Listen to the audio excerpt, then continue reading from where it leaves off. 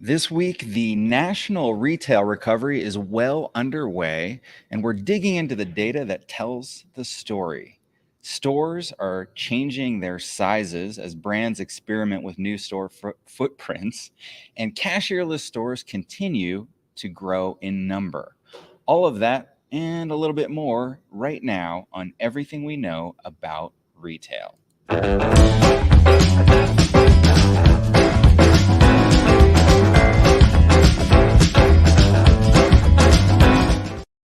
Hello, my name is James Cook, coming to you from Indiana. Taylor Coyne is in Los Angeles. Hello.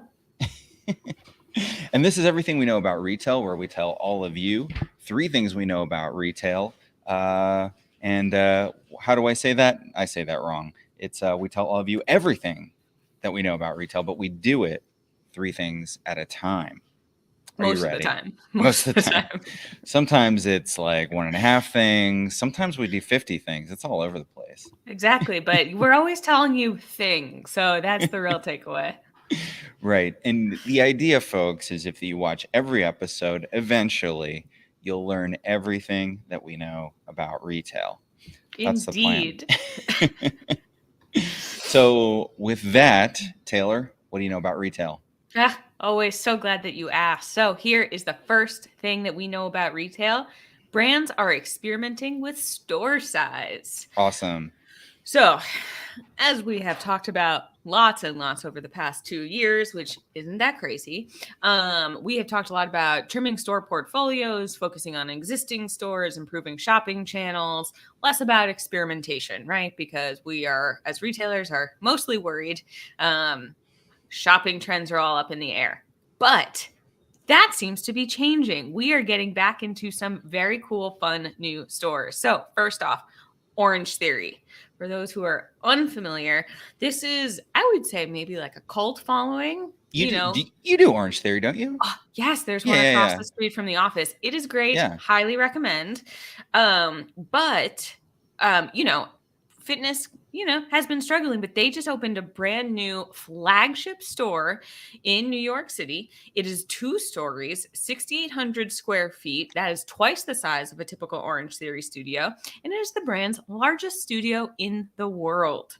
What makes this one a little bit, different is on that first floor. So like really on the, as people are walking by, they're selling retail, they're selling clothes. So they're selling a lot of the, OTF branded merchandise, which they have partnerships with Lululemon and Nike. So you're talking about a lot of great workout athleisure gear in, on this street front retail. It's basically on the northern edge of Midtown East at 58th and Lex. And I'm really excited about it. With that size, I wonder, isn't Orange Theory a circuit where you're changing from different stations, like everybody Yes. changes at once? I wonder if with that size, they have more components to their circuits. Yeah, I don't know. And I don't know if it fits more, I don't know if class sizes are bigger because they can have 15 treadmills instead of 13. But it does sound like it's a little bit more about the overall experience, but still having room. I've been to a couple of the Orange Theories in Manhattan and, space constraints, it can be tight. But this is a large space and I'll be curious, how that retail does. And if they get anyone off the street too, who's interested in just shopping and maybe not taking a class. And it'll be a cool new venture for Orange Theory, or I should say this one franchisee who's opening this flagship store. You know what? eBerry, co-host eBerry, who's off today, and I are planning a day of New York retail touring in about a month. So maybe we should step in and get ourselves some Orange Theory merch. And also, I would highly recommend taking a class and then you both videotaping yourself as part of the experience. That's not going to happen, Taylor. It was worth it. I'm not worth a try. I'm not a fitness class type person. Well, that's what you think until you take the right class, which I will say was what happened with me. This is not an advertisement for Orange Theory, but there's a reason some of these classes are great. And people pay the money to do it and get motivated by other people. I'll tell you what, I haven't been to Manhattan since COVID. So my workout is going to go run in Central Park. That's what I'm going to do. And that sounds really lovely. Yeah. So we're talking about fitness. we're in the midst of a fitness rebound. What is the trajectory for fitness right now? Is it back to pre-COVID levels? Uh, so the trajectory is positive. So as I Good. mentioned before, and we know fitness has struggled. We've talked about home fitness. But this chart says it all. So this is foot traffic to national fitness and gyms from Placer AI. Look at that red line at the end. Nice. So we're above zero. We are above, not only are we above zero, we are up 15.9% from 2019 levels. So So foot traffic is now beating pre-COVID yes, for because fitness. people are excited to go back and do those things. So That's clearly, awesome. we can see from this, it was like what, last summer, maybe a little bit near the holidays until kind of Omicron came. Like we were always inching towards it. We've been Right. hearing positive news, but I just feel, fingers crossed. I don't want to say too much, but it does feel like we're kind of turning a corner here, which is nice. I mean, Um, corner turned. It's fully turned at this point with that it data. It is. That is correct. So, again, when I read the Orange Theory news, I was like, that's a little surprising. I didn't feel like we were there yet. And then when digging into the numbers, we're there, which is great. So I'm That's hopefully we'll awesome. see, maybe some more expansions, maybe some more store experimentation, who knows? But I think this is a real, people want to get back out there, back into their normal routine. So this is really exciting. And on the not fitness news, but in terms of Okay. this store Store size. experimentation, Right. store size. Talking about So store size. just this past Sunday, Target opened a 30,000 square foot store in Times Square. I So saw that. it's not Yeah. really like that's not necessarily a new size for Target. That's definitely, smaller, but they've kind of advertised this whole we're doing a flexible store strategy. We can go wherever the right fit for us is, and we will, Right. adapt to the community. So it's less about the store requirements and again, just going to where they want to be, which I'm sorry, this is like, this really gets me. I think this is just like the cutest store. Look at what's the dog's name? Bullseye? Bullseye. Yes. And I don't know if you remember, but there are actually many bullseyes. So bullseye can be in more places than Yeah. one at a time. Yeah. I mean, smart marketing. Right. But again, there's not this store, unlike, is not necessarily a flagship, even though I think the exterior makes it look like a flagship. But that's also because it's in Times Square. It's a flagship location. I It's a mean, flagship location, it's yes. these flexible formats that you can put in anywhere. There's a new one on the Vegas Strip, actually in Showcase Mall, which we've talked about in the past. Again, like this, super high foot traffic location, but a smaller format. And it's funny. I just read an article about this new Target in Times Square, and somebody was quoted as saying, "Well, it's both for the tourist and the local." I'm not really. I mean, I've never lived in New York. You have, but I'm not seeing a lot of locals going to Times Square to do their shop. Although maybe if your office is right there, I don't know. What do you think? So one of the things that they said about this location, it is at the nexus of so many train stations, of so many subway stations. Good point. So I do think if you work there and you're going home, and I am sure that they have multiple access points in that Target. So if it is easy for me to run in and grab whatever I need on my way home, probably. Again, probably more for the tourists, right? Walking all day, I need my band-aids. But I do think that there's an opportunity in that location to actually get both. Plus, also, I don't know, Bullseye looks really cute in all those like neon lights. So I'm a huge fan. But again, not the store size isn't necessarily new for Target, but they're also opening. So they're opening more large stores. So I think we're just going to see, I think Target's average store size is just going to be kind of all over it. Maybe it adjusts because they're opening a 140,000 square foot store later this year. And they've got a 70,000 square foot going into Jackson Hole later this year also.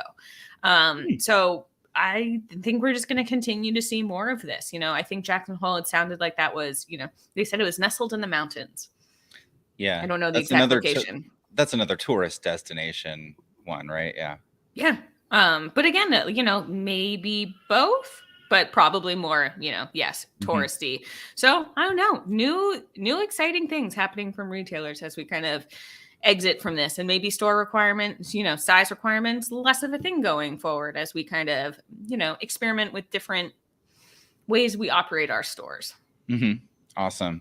So, James, what do you know about retail? Well, I know that we've got some folks that are watching live, so let's say hi to them real quick. First, we've got from LinkedIn user, Ah, those people with love them. the Love people with their them. privacy settings turned on. Hi, James. Thanks for sharing your thoughts. Hello, LinkedIn user. We're so happy that you're watching. Um, and Mariel or Mariel, who I personally know but forget how to pronounce your name, so I'm really apologizing, is excited for the chat and saying hi. And you can be mad at me for forgetting how to pronounce your name, but that's how it goes. Taylor did a big old live presentation in Dallas 2 days ago. It was a big award ceremony, and I mispronounced somebody's name up there too in front of hundreds of people and our CEO. So I'm really good at being bad, is what I'm saying with the name thing. Yeah. You know what? And no one's gonna remember you for it though. I'm sure the content was top notch. I mean, was it? It was me. It was the Dundies, Taylor. I was doing our JLL Oh. Dundies. Anyway, Mm-hmm. that's a story for another day. Here's the second thing that we know about retail: cashierless stores keep popping up. Um, so, just mentioned yesterday, I was in Dallas at flying home. I was at Love Field and I walked past the new-ish Hudson Nonstop store, which I'd read a lot about. We've talked about, hadn't seen it in person yet. So, for those of you who don't know, this is a cashierless store at the airport. You're going to walk in with your credit card. So you scan your credit card as you go in to get in the front door. Or because it's powered by Amazon, you can also use your Amazon One account, which I believe includes your Palm if you're so inclined. I'm not sure. I'm not 100% on that, but you could use the Amazon app. So there's also a little kiosk out front where you can sign up for Amazon One if you don't already have it. So it's a cashierless store, but there's still people working in the store. So at one point, I saw a gentleman stocking shelves. I also saw another woman out front who was kind of like working the front. Like So, this is how it works type. well, just kind of there. She was stocking shelves as well, but I also felt like she was there to do that, like to be there to help people out. Um, Yes.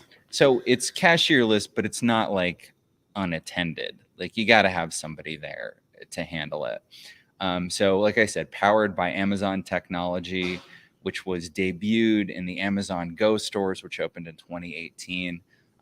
This was the first Hudson Nonstop. This one opened in March of last year. Since then, they've opened a second one at Midway, which I just realized Love Field is the small airport in Dallas. Midway is the small airport in Chicago. That means they should open one in LaGuardia. That would be the next one Yeah. for them Or to open.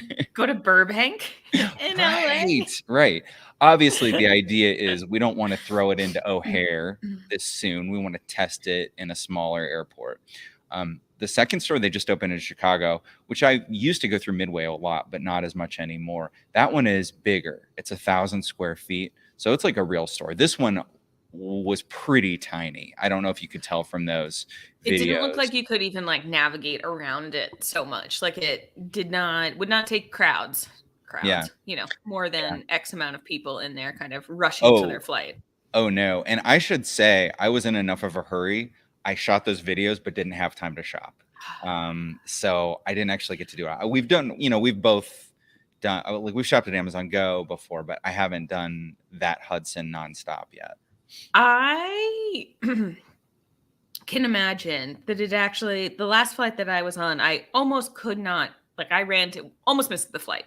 It was one of those, I didn't realize you had to take the shuttle to the gate because it was like a Right. tiny plane, Right. whatever. This could be great, especially though, only like for the frequent flyer. Yeah. I don't know if this is that much faster. But Than, would it be if you were all set up? Like if I had done it oh, before? right. Okay. To that point, you're totally right.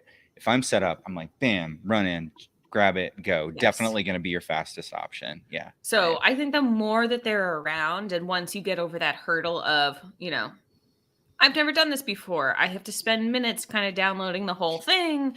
I don't know the Seattle airport. I'm blanking on that name. I'm almost kind of surprised they didn't go there just because that's where they did the first palm technology too. So you'd think that a lot of flyers maybe already have that technology on their phone. Perhaps that is a next spot. Yeah. Yeah. And I mean, just as far as like, I don't want to go too deep into this, but we've talked a lot about the fact that you have to have a credit card and a Got to. smartphone. Yep. And if you want to find a place where, everybody's at least got a credit card, it's probably the airport, right? Yes. And also a smartphone. Like how many people, boarding passes on your phone, but that gets us into like a whole nother thing on like who still prints boarding passes, but we won't get there. I Yeah. just want to say that LinkedIn user, don't know if this is our first LinkedIn user and a different one, but a lot of Dallas pride out there. So real exciting to see. Oh, go Dallas. Yep. All right. So Hudson News, that's obviously a new cashierless entity. Who else Right. is doing cashierless since you mentioned it's popping up everywhere? Yeah, and Hudson has said we're going to do more, but I haven't seen any announcements yet, so I don't know what other airports they're coming to. But, besides Amazon Go, there's a growing number of providers, technology providers that are selling this to retailers. So Amazon is selling it. There's another group called Standard AI that's selling it.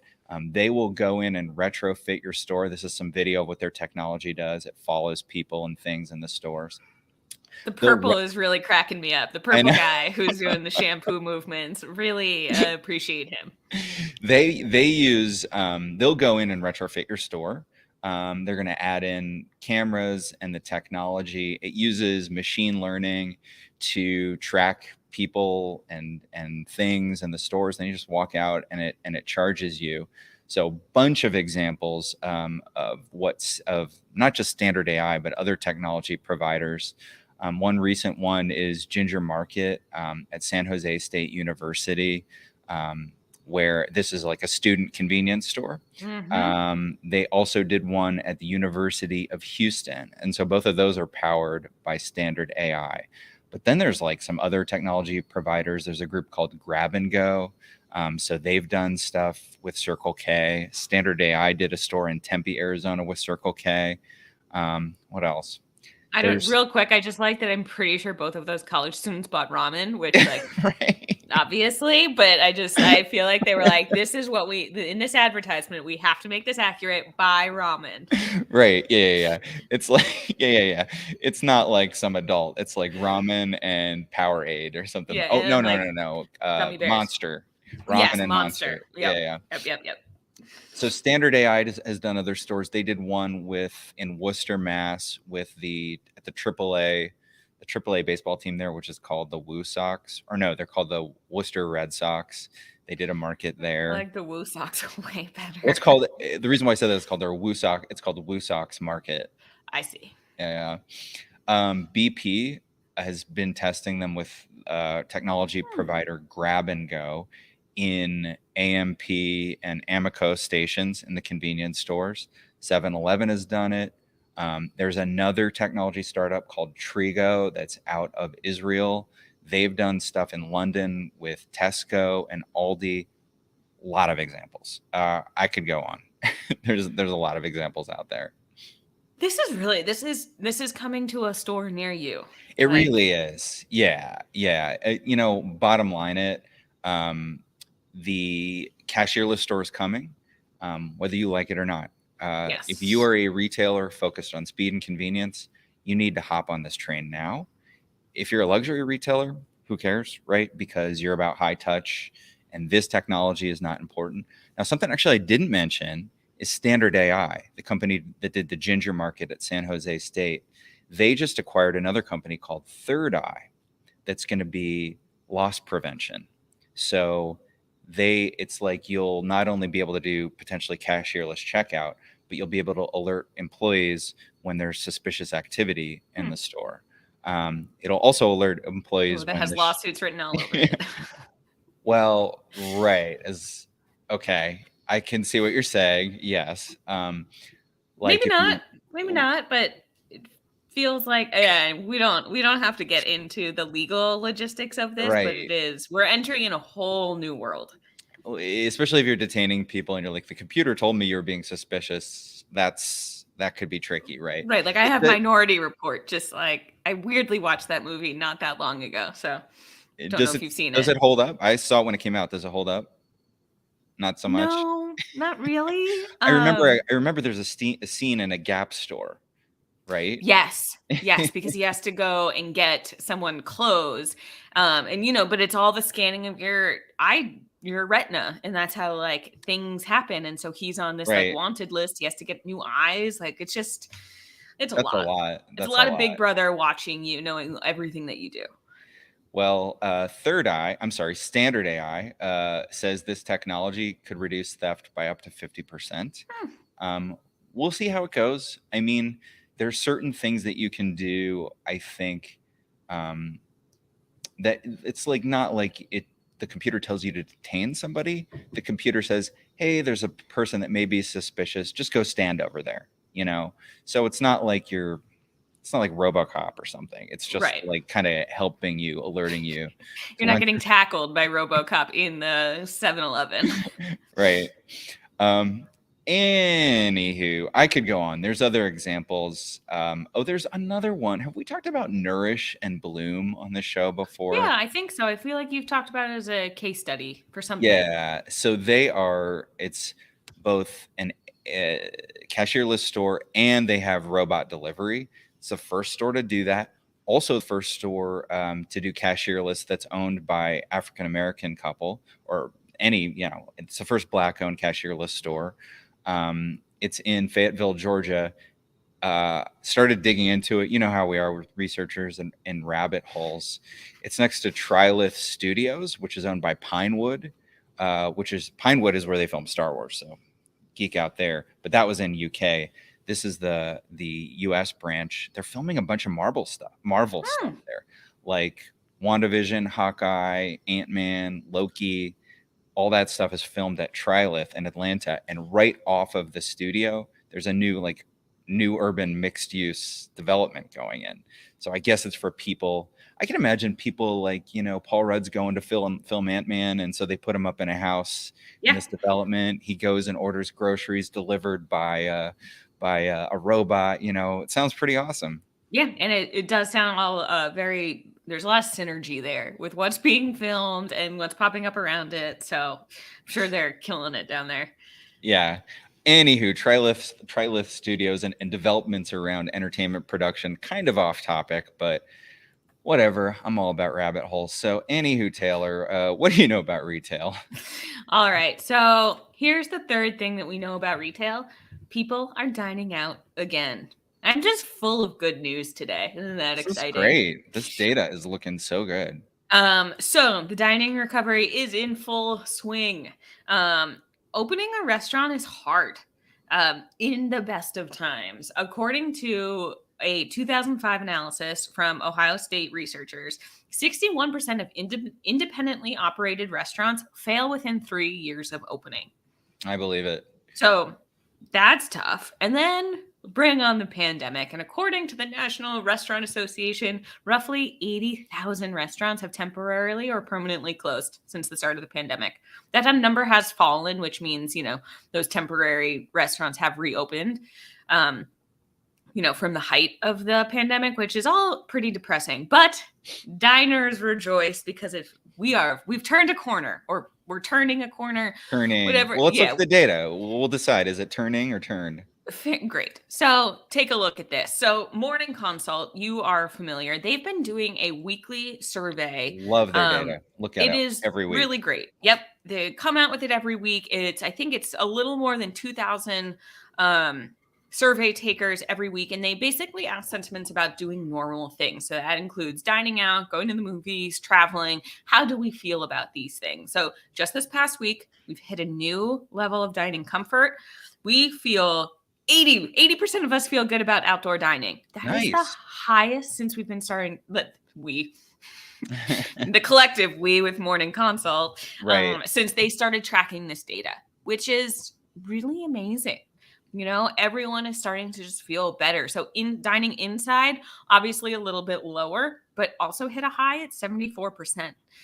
You know, I wonder what that was pre-COVID, because not 100% of people feel comfortable dining out, right? That was Ever. my question too. I would love to have known what this sentiment was pre-COVID, because people are Yeah. like, "No, I hate people. I don't like social anxiety. I don't want to go out. I don't want to talk to people."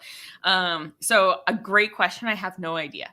All right. And I'm So not sure where we'd find it, but I would also be curious about that. yeah, because they didn't start running that survey until after COVID hit. So Right. people, so you okay? So 74% are comfortable. Are all of those people who are comfortable actually eating out? Yes, they Oh, are. oh my gosh, you had that locked and loaded. Hold on, let I me zoom did. in on this. What am I So looking at here? uh viewers of this show will recognize this. Oh, I am excited for the time that like everything's so positive. I don't have to, bring out these trusty charts, even though they are great. So this one is from Open Table. You're seeing a lot of lines. The ones that you need to focus on is kind of that the thicker, not dotted line that obviously stops in the, what is it, like the first week in April, because that is where we are in 2022.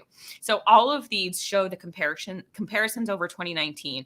This is all of Open Table's reservations. The Okay, people, so these who are have people who are at sit-down restaurants where they make correct. reservations. Okay, good. This is a great indicator. This is great. Look at that line just hovering exactly where we were in 2019. A little bit lower, a little bit higher, a little bit lower. That to me, that's amazing. So it's 0, but that's awesome We're because that's pre-pandemic. So we've recovered then correct. basically. That's awesome. Correct. This is great. And again, I'm hoping, we will bring this chart back again. You can even see last year wasn't, we had fluctuations, but it stayed, it's been close, not quite back to recovery. I am hoping what we see this year is you're always going to see fluctuations, right? It's weather, it's holidays, et cetera, et cetera. But I hope that we just kind of stay around the zero axis, and that will be it. And we don't have to do this whole dance on is dining recovering or do people want to go out to bars?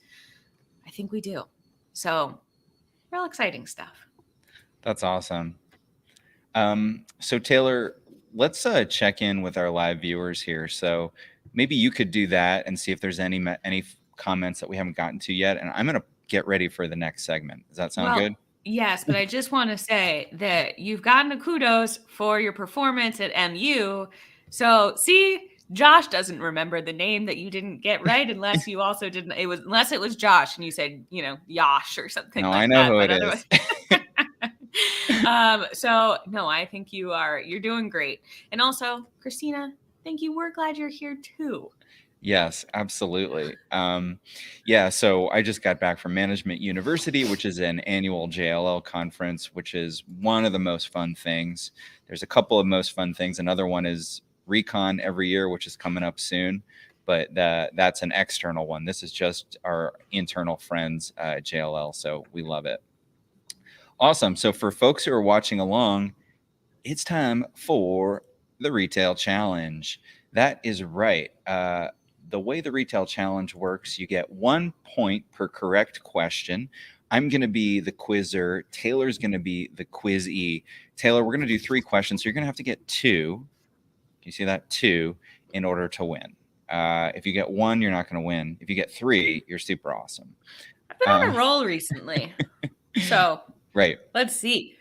And for those playing along at home, you can type your answers into the comments. If you're the first person to get the answer right in the chat, you'll win the eternal admiration of your peers, which is I was going to say Valuable. I was going to say value. I was going to say, what's the word? It's not valueless. What's the opposite of that? It's like of incalculable value. There you go. Yeah, that one. I'm really punchy. I've been traveling a lot lately. Okay, so let me pull up my retail challenge questions here and answers. So Taylor, you ready to go? Ready. All right, so we're talking about size because we talked about small stores, large stores. So there is a restaurant in Damascus, Syria. The name of it is Bawabet Dimashq, which translates to Damascus Gate. According to the Guinness Book of World Records, it is the largest restaurant in the world. How many people, so this is how many people, can the Damascus Gate serve at once? Is it 600, 6,000, or 60,000? B, 6,000. 6,000. Is that your That's final answer? absurd, but yes. The answer is 6,000. It's actually 6,014 people. And that's at peak. In order to serve that many people, they have to have a staff of 1,800 people. Guess how big the dining area is. That's actually what I thought the question was going Yeah, to I be. And I was mixed like, it up a little. oh, 200, 300, It's bigger. 500, Yes, it's a little over 500,000. half. Yeah, it's a little over 500,000 square feet. It's huge. I know. We need to go. It's in Syria. Are you going to Syria anytime soon? Is not on my agenda, but I'm tempted. You know what? How I got to 6,000 was I was actually thinking about stadium eating, Uh-huh. and like how many people you can fit, and it just like had to be big. But 60,000 is absurd. I just want to say Christina is in good company because she also got the right answer. Okay, so Good company Christina with me. won. I'm the good Okay, company. excellent. Congratulations, Christina. You have a point. Okay, question number 2. And I keep losing my questions. Here we go. Okay, Macy's Herald Square, which you used to have an office next to, so you know all about. I It did. I spent lots of time in the air conditioning. it was the world's largest retail store until 2009 when Shinsegae, which I'm sure I'm mispronouncing, which is my lot in life, Shinsegae Centum City Department Store opened in Busan, South Korea. So that is 3.163 million square feet. So that's bigger than many, many malls, that department store. So what's Yes. that? No, Okay. sorry. Are we talking about is it a retail as a whole or just a department store size? It is a department store Great. that is 3 million square feet. That's ridiculous, but continue, please. So it's kind of like a mall, but it's a department store, so it's all one owner. Okay. Anyway, it's got all kinds of stuff. Ooh. Which one of these does it not have? A dentist, a roof garden, a golf driving range, an ice rink, or an indoor ski slope? Which of these is not in the largest department store in the world? I'm gonna South go Korea. with I may regret this. I'm gonna say it's in E, a ski slope, because part of me feels like American Dream was newish with that, even though I feel like there was definitely a slope somewhere in Asia. But it's fine. I'm gonna stick with ski slope. Okay, you're gonna go with ski slope. I'm just curious if anybody else has answered this. Christina also said ski slope. Guess what? You are both correct. Yes. It is a ski slope. Right. I think there's a mall in Dubai that has a ski slope. There's American Dream. I believe there's some other standalone indoor ski slopes. But the Centum City department store in South Korea does not have it. So after 2 questions, you have 2 points. Yeah, I'm doing great. So is Christina. This is pretty exciting. Let's see who's going to get this last one right. Is it Taylor and Christina? Maybe only one of you gets it. Okay, so we talked about large. Let's talk about small. Okay, according to one source, Smoking Lily Clothing Store is Vancouver's smallest store. And I didn't have a chance to verify this with multiple sources, so this is as reliable as a Google search that this is really the smallest store. It's North America's smallest store is what I meant to say. It's in Vancouver. How big is it? This clothing store, 1 square foot, 4 square feet, or 44 square feet? B, 4. You're saying 4 square feet. But like, it's like impossible. But 44 seems like it's somehow too big. Right. 44. Well, 44 is pretty small. It is, but it is still bigger than 4. 4 square feet. You're locking into 4? Mm-hmm. All I'm right. imagining like a weird, like I'm walking into like a suntan booth sort of, and there's just like keychains hanging everywhere. So I just step in, but it's a clothing store. It's just ties. It's just ties, and I'm picking all the bow ties and ties hanging from all the hooks around me in the 4 square foot All space that right. I would never enter into. So wait a minute, Taylor. What did you say? I said 4. You It was said 4. bold. Bold. But you did Christina say it was a says Google's 44. Christina says 44. Josh says 1 square foot, and our friend Heather says 44. The correct answer is 44 square feet. So let's see. Christina got it right. Josh, you were wrong. Taylor was wrong. Heather was right. So round of applause for those of you who got it correctly. Taylor, you still, I believe, won the retail challenge. Is that right? Oh, you told me I won if I got 2. I got 2. Yeah. So Taylor, you are a winner. I think Christina, you probably won. I lost track of everybody else. Yes, Christina was. I remember Heather got a point. I think Josh might have gotten a point as well. So good job. Yeah. So it's Smoking Lily. It's 44 square feet. It opened 20 years ago. And if you Google it, it is an actual store. Like it has a door, like you can go inside. They now have 3 locations. I don't think the other 2 are that small. There's another store in New York on Christopher Street that they call the smallest store in the world, but I don't think it actually has somebody that works at it. Like Smoking Lily is an actual operating store that somebody works at. My tie closet that is 4 square feet. I was imagining that the person working there would was outside of it. Right. Yeah. In my head on why I would pick 4 square feet. But anyway, no matter what, it's still tiny. So on our world tour, we're going to Korea to the largest retail store. We're going to go to Damascus for the largest restaurant. And then we're going to go to Vancouver for the smallest retail store at 44 feet. A well-rounded trip. Well-rounded trip. Well, Taylor, you've done a great job today. I'm very excited for how you performed on the retail challenge. I wanted to remind everybody to check out our podcast. It's called Where We Buy. We got some really cool episodes coming up. We've got one on the restaurant scene in Southern Florida and some others on technology in shopping centers. Really cool stuff. Just go to wherewebuy.show or search for Where We Buy on whatever podcast app you use. If you're watching us on YouTube, just go ahead and hit subscribe and make sure you click that bell icon so that you're reminded the next time we release a new episode. You can also follow the JLL retail page on LinkedIn. We will be back next week. New episode next Thursday at 9 a.m. Pacific, 12 p.m. Eastern. We'll be talking about grocery. You can get that on everythingweknow.show or on the JLL retail LinkedIn page. So, Taylor, where is the largest shoe store in North America? I will tell you where the largest shoe store and the smallest is next week.